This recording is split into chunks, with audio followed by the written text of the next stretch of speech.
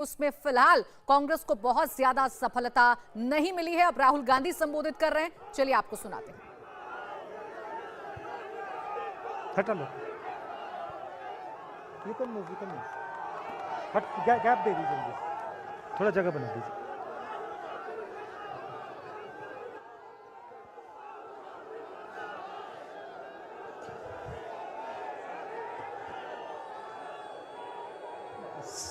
Stage पे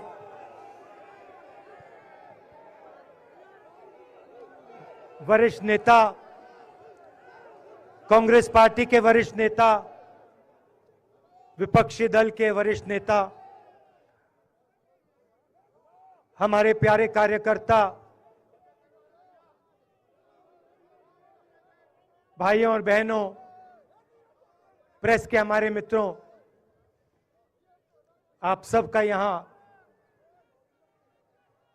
बहुत बहुत स्वागत।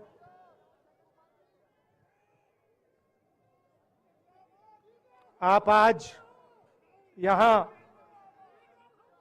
बर्फ में खड़े हैं, मगर आप में से किसी को सर्दी नहीं लग रही है। आप बारिश में खड़े हुए, कोई भीगा नहीं। गर्मी में आपको गर्मी नहीं लगी, सर्दी में आपको सर्दी नहीं लग रही है, क्योंकि देश की शक्ति आपके साथ है।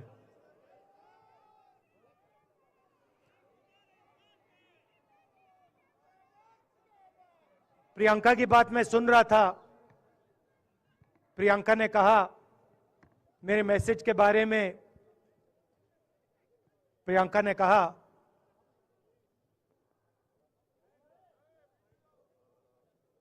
नॉर्मली होता नहीं है, मगर मेरे आंख में आंसू आए।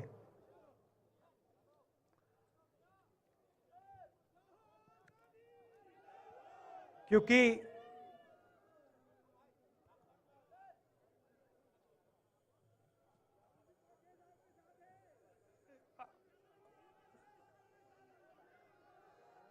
मैं कन्याकुमारी से चला, शुरुआत की और पूरे देश में हम पैदल चले। मैं सच बताऊं, आपको अजीब लगेगा,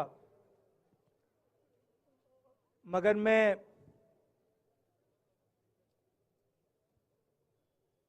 बहुत सालों के लिए हर रोज 8-10 किलोमीटर दौड़ता हूं। तो मैंने सोचा था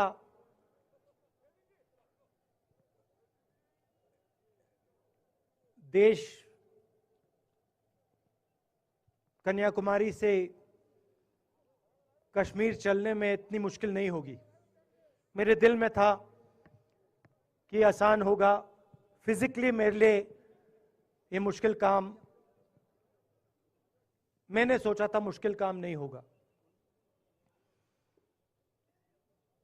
शायद मैं काफी वर्जिश करता हूं, थोड़ा सा अहंकार आ गया, जैसे आ जाता है,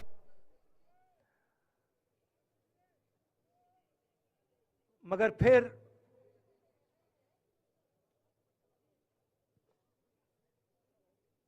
बात बदल गई। जब मैं छोटा था,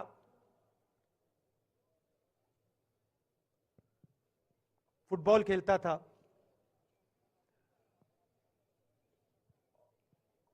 और कॉलेज में जब मैं फुटबॉल खेल रहा था, एक बार मुझे बहुत जोरों से घुटने में इंजरी हुई थी।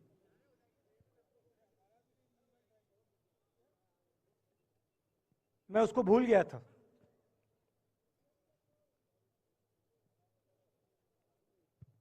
घुटने में दर्द नहीं होता था, भूल गया था उसको, दर्द गायब हो गया था। मगर कन्याकुमारी से 5-7 दिन बाद घुटने में प्रॉब्लम आई और जबरदस्त प्रॉब्लम आई। पूरा अहंकार उतर गया और मैं सोचने लगा क्या मैं ये जो 3,500 किलोमीटर हैं, क्या मैं इनको चल पाऊंगा या नहीं। तो जो मैंने सोचा था आसान काम होगा, वो काफी मुश्किल हो गया। मगर फिर मैंने किसी ना किसी तरीके से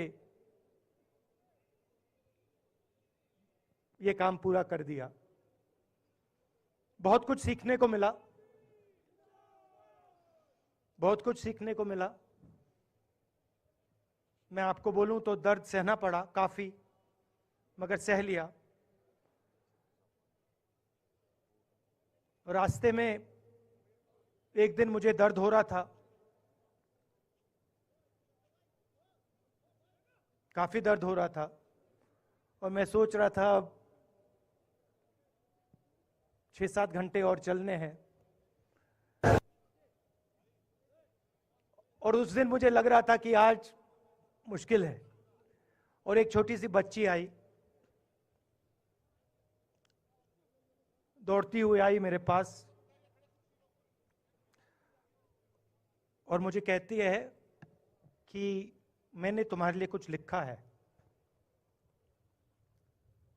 मगर तुम अभी मत पढ़ो, इसको बाद में पढ़ना।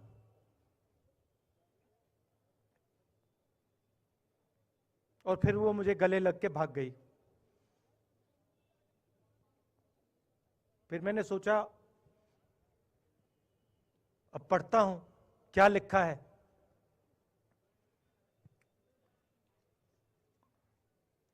तो उसने लिखा था कि मुझे दिख रहा है कि आपके घुटने में दर्द है, क्योंकि आप जब उस पैर पे वजन डालते हो तो आपके चेहरे पे दिखता है कि दर्द है। मगर मैं आपको बताना चाहती हूं कि मैं आपके साथ कन्याकुमारी नहीं चल सकती हूं, क्योंकि मेरे माता पिता नहीं चलने दे रहे हैं। मगर मैं दिल में आपके साथ, आपके साइड में चल रही हूं, क्योंकि मैं जानती हूं कि आप अपने लिए नहीं चल रहे हो, आप मेरे लिए चल रहे हो और आप मेरे भविष्य के लिए चल रहे हो। और उसी सेकंड में, पता नहीं अजीब सी बात है, उसी सेकंड मेरा दर्द उस दिन के लिए गायब हो गया। दूसरी बात, मैं चल रहा था और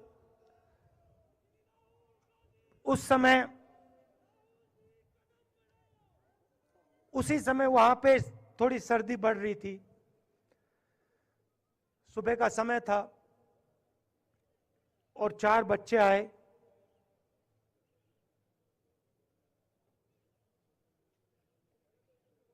पता नहीं कहना चाहिए या नहीं।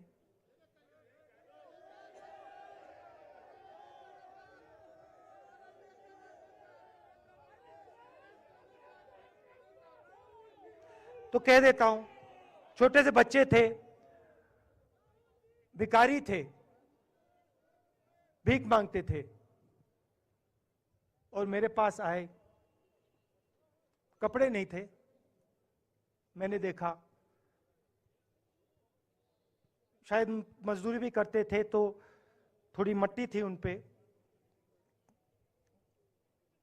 खैर, मैं ये चीजें देखता नहीं हूं, तो मैं उनके साथ गले लगा, घुटनों पे गया, ऐसे उनको पकड़ा मैंने, क्योंकि मैं उनकी लेवल पे रहना चाहता था। और फिर, नहीं सुनिए, मैं ये बात कहना नहीं चाह रहा था मगर कह दूंगा। तो उनको ठंड लग रही थी, वो कांप रहे थे, शायद उनको खाना नहीं मिला था, छोटे बच्चे मजदूरी कर रहे थे।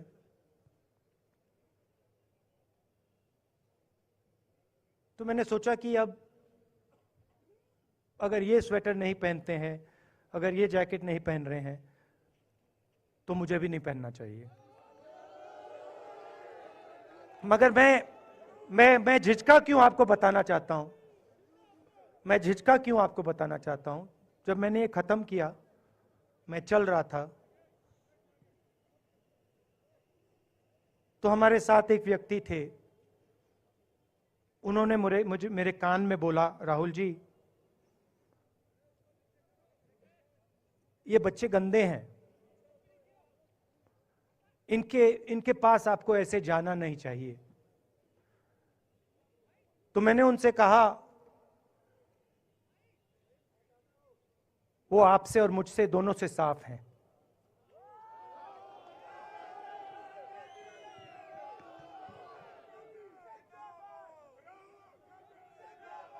तो देश में कभी कभी यह विचारधारा दिखाई दे जाती है। दूसरी बात आपको बता देता हूं, शायद लोगों को अच्छी ना लगे। जब मैं चल रहा था, आपने देखा होगा कि बहुत सारी महिलाएं रो रही थी। आपने देखा?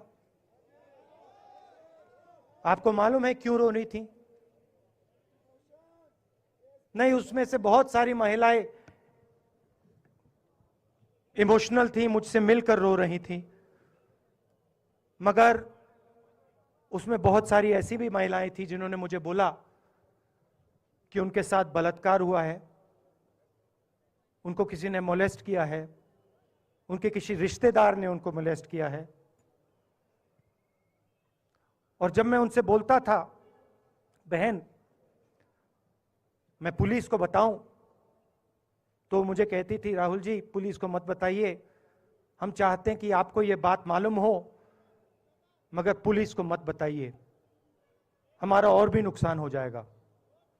तो ये हमारी देश की सच्चाई है। ऐसी बहुत सारी और मैं कहानियां आपको बता सकता हूं।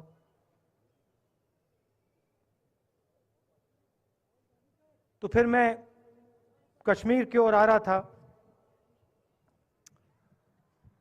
और मैं सोच रहा था कि इसी रास्ते पे मैं नीचे से ऊपर जा रहा हूं।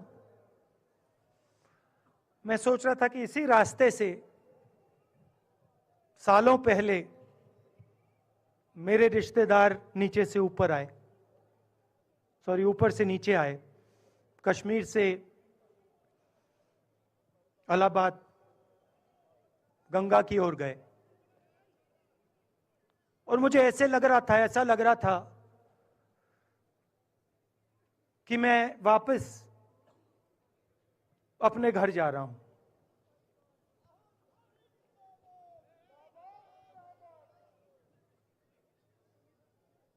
घर मेरे लिए, जब से मैं छोटा था, मैं सरकारी घरों में रहा हूं, मेरा अपना घर नहीं है।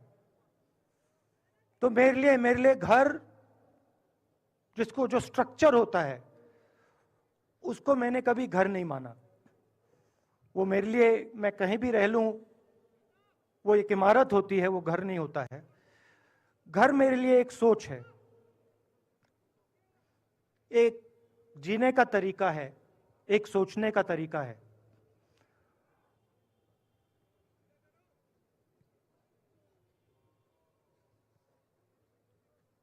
और यहां पे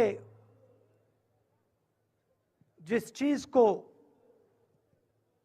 आप कश्मीरियत कहते हो, उसको मैं अपना घर मानता हूं। अब ये कश्मीरियत है क्या? ये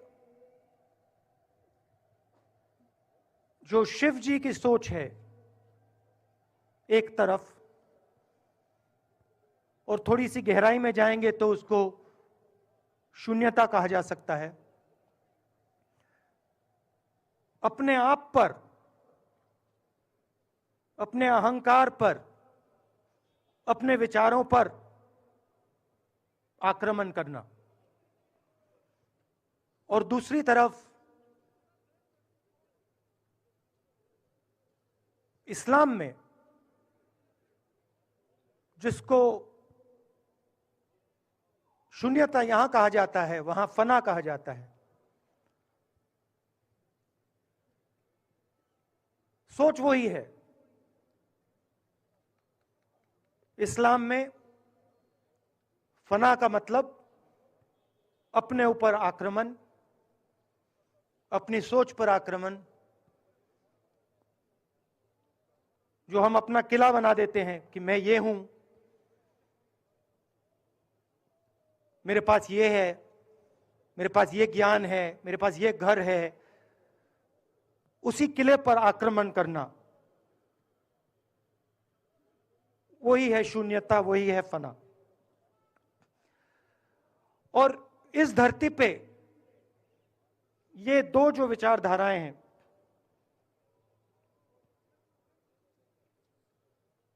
इनका एक बहुत गहरा रिश्ता है और ये सालों से रिश्ता है, जिसको हम कश्मीरियत कहते हैं। यही सोच बाकी स्टेट्स में भी है। गांधी जी वैष्णव जनतों की बात करते थे, जिसको हम यहां शून्यता, फना कहते हैं, उसको गुजरात में वैष्णव जनतो कहा जाता है। असम में शंकर देव जी ने भी यही बात कही। कर्नाटक से हमारे यहां जो लोग आए हैं, वहां बसवा जी ने ये बात कही। केरल में नारायण गुरु ने ये बात की। महाराष्ट्र ने ज्योतिबा फुले जी ने ये बात की। और यहां इसको हम कश्मीरियत कहते हैं। लोगों को जोड़ना और दूसरों पर आक्रमण नहीं करना, अपने आप पर आक्रमण करना, अपनी कमी देखना।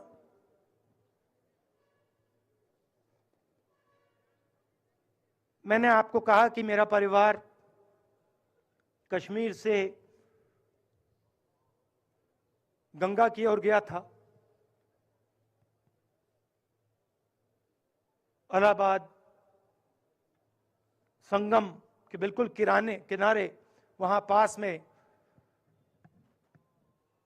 हमारा घर है।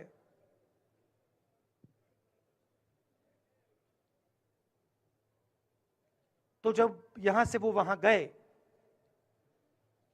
उन्होंने कश्मीरियत की जो सोच थी उसको गंगा में डाला था। गंगा में ले गए उस सोच को और उत्तर प्रदेश में उस सोच को फैलाया था, जिसको उत्तर प्रदेश में गंगा जमुना तहजीब कहा जाता है।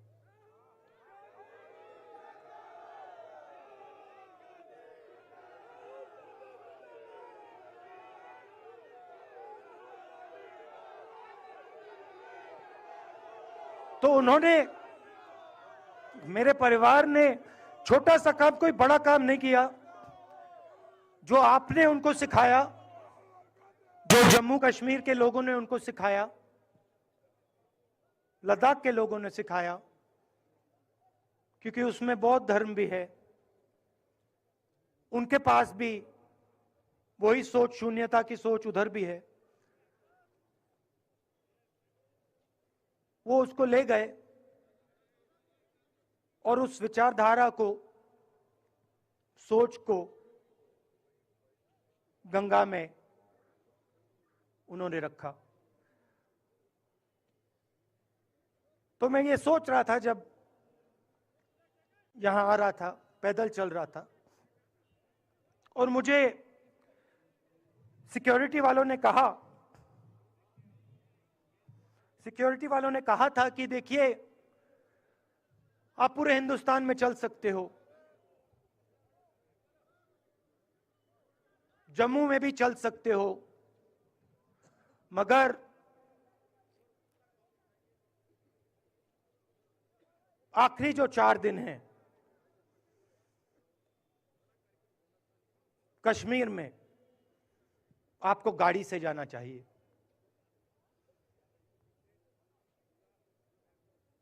वेणुगोपाल जी ने मुझे कहा पहले, और जो ऑर्गेनाइज कर रहे थे उन्होंने कहा, 3-4 दिन पहले एडमिनिस्ट्रेशन ने कहा कि देखिए, शायद डराने के लिए, कि देखिए अगर आप पैदल चलेंगे तो आपके ऊपर ग्रेनेड फेंका जाएगा। तो मैंने सोचा, नहीं सुनिए, मैंने सोचा कि ऐसे करते हैं, मैं अपने घर वापस जा रहा हूं, 4 दिन पैदल चलूंगा, अपने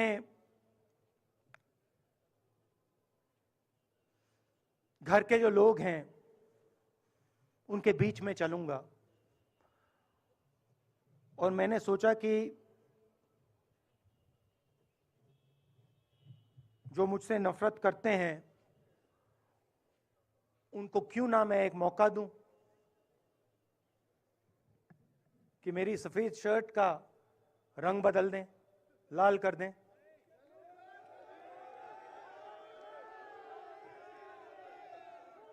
क्योंकि मेरे परिवार ने मुझे सिखाया है, गांधी जी ने मुझे सिखाया है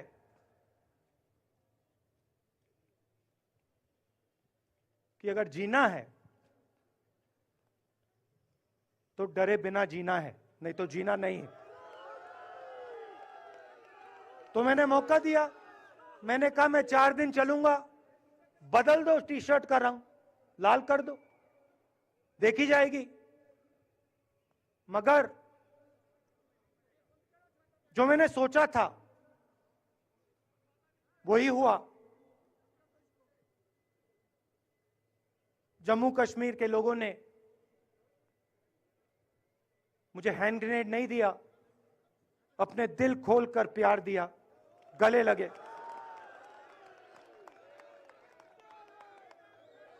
और मुझे बहुत खुशी हुई कि उन सब ने मुझे अपना माना, और प्यार से बच्चों ने, बुजुर्गों ने आंसुओं से मेरा यहां स्वागत किया। मैं अब जम्मू कश्मीर के लोगों से, और जो यहां हमारे सेना के लोग काम करते हैं, सीआरपीएफ के लोग काम करते हैं, उनको मैं कुछ कहना चाहता हूं। सबको, जम्मू कश्मीर के युवाओं को, बच्चों को, माताओं को, सबको, सीआरपीएफ के, बीएसएफ के, आर्मी के जवानों को, उनके परिवारों को, उनके बच्चों को मैं कहना चाहता हूं, देखिए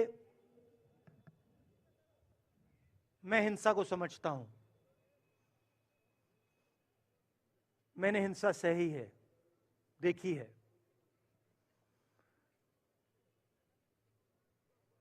जो हिंसा नहीं सहता है, जिसने हिंसा नहीं देखी है, उसे यह बात समझ नहीं आएगी। जैसे मोदी जी हैं, अमित शाह जी हैं, आरएसएस के लोग हैं, उन्होंने हिंसा नहीं देखी है।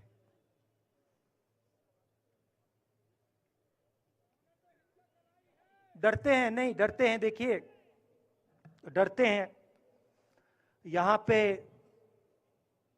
हम 4 दिन पैदल चले, मैं आपको गारंटी देके कह सकता हूं कि बीजेपी का कोई नेता ऐसे नहीं चल सकता है।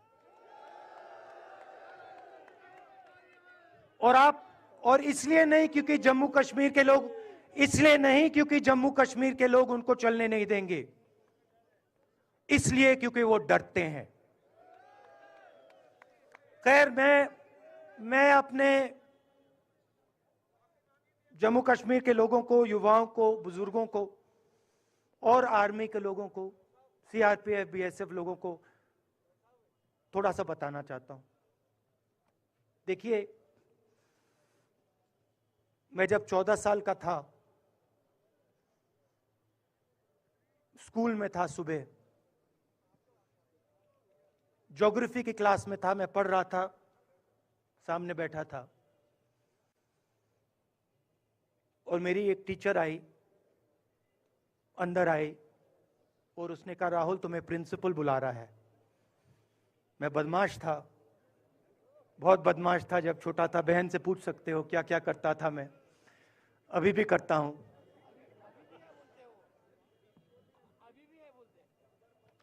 मैंने सोचा प्रिंसिपल बुला रहा है, मैंने कुछ गलती की होगी, अब मार पिटेगी। वहां पे केनिंग होती थी, मैंने सोचा था अब केनिंग होगी मेरी। मगर जब मैं चल रहा था, जिस टीचर ने मुझे बुलाया उसको देखकर मुझे कुछ अजीब सा लगा। और जब मैं प्रिंसिपल के ऑफिस पहुंचा तो प्रिंसिपल ने कहा, राहुल तुम्हारे घर से फोन कॉल है।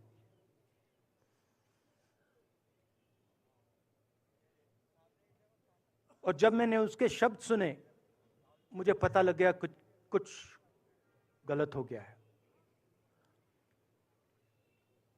मेरे पैर कांपे और मैंने जैसे फोन अपने कान पे लगाया तो मेरे मां के साथ एक औरत काम करती है, वो चिल्ला रही थी, राहुल दादी को गोली मार दी, दादी को गोली मार दी, दादी को गोली मार दी। 14 साल का था।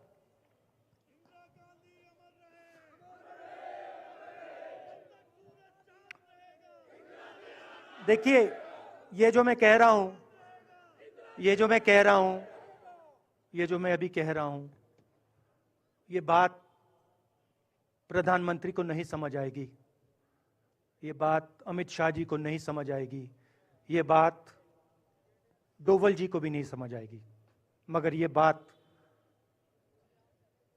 कश्मीर के लोगों को समझ आएगी, ये बात सीआरपीएफ के लोगों को समझ आएगी, ये बात आर्मी के लोगों को समझ आएगी, उनके परिवारों को समझ आएगी। तो उन्होंने मुझे कहा, नाम ओंगमू है उसका, उसने कहा दादी को गोली लग गई, दादी को गोली लग गई। और फिर मुझे गाड़ी में वापस ले गए, प्रियंका को मैंने स्कूल से उठाया, मैं वापस गए।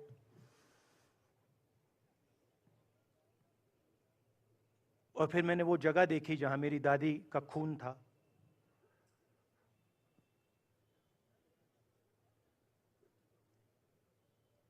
पापा आए, मां आई, मां बिल्कुल हिल गई थी, बोल नहीं पा रही थी।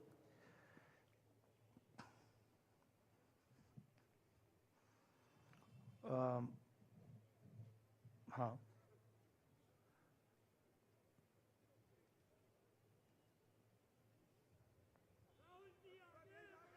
फिर क्या हुआ,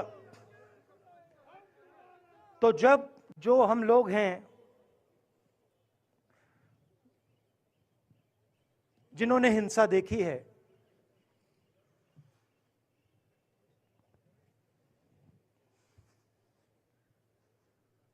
ये जो है ना, इसको हम बिल्कुल दूसरी तरीके से देखते हैं। ये आप सबके लिए टेलीफोन है, ये हमारे लिए सिर्फ टेलीफोन नहीं है।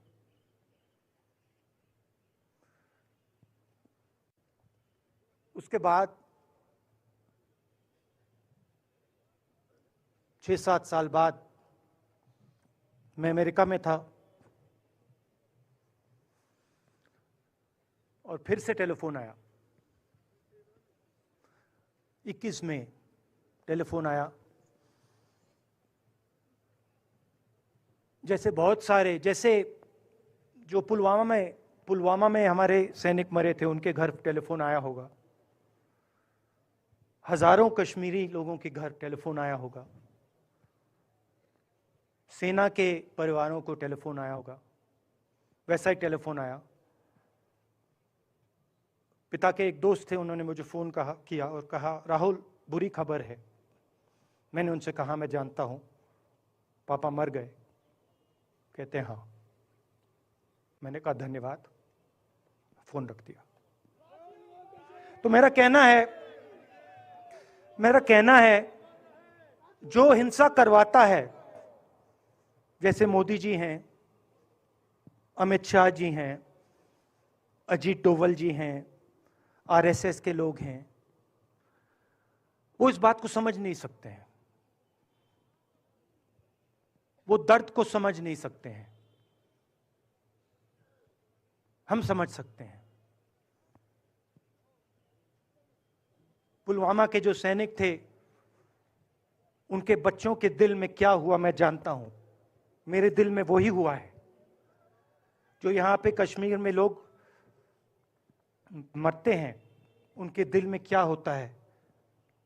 जो फोन कॉल आता है, क्या लगता है, वो मैं समझता हूं, मेरी बहन समझती है। तो कल किसी जर्नलिस्ट ने मुझसे पूछा, यात्रा का क्या लक्ष्य है।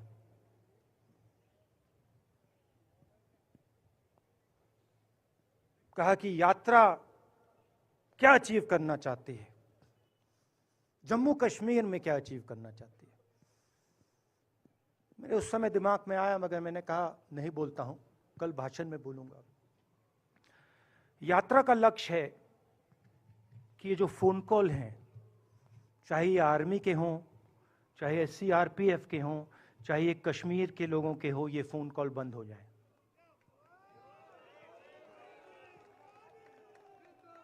कि ये फोन कॉल किसी बच्चे को, किसी मां को, किसी बेटे को ना लेना पड़े। मेरा लक्ष्य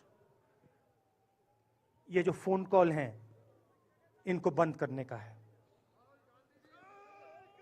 अब देखिए,